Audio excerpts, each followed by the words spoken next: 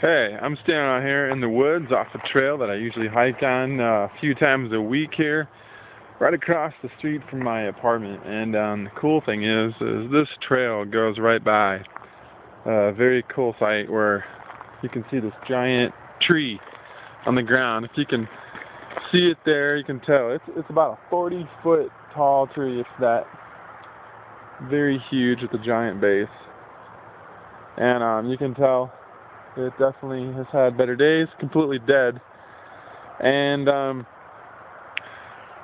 it's amazing. But I have to tell you, this tree did not fall down by itself. I know this because I actually took it down. Yeah, I took it down. I did not use any Paul Bunyan skills. I did not have a hatchet.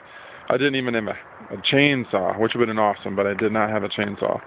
I did not jump on it and take it down like a giant gorilla, which would have been pretty cool to do. Also pretty weird. But we did this simply with a few sticks. Yeah, you probably think I'm a little crazy. This came off of that with a few sticks. Of course, it took several hours. I didn't mention that part, as I had the kids just chip away at the base of this. Like, guys, we're going to take this tree down. We're going to show it who's boss. Yeah, it took a few hours. It took a couple different times to do it.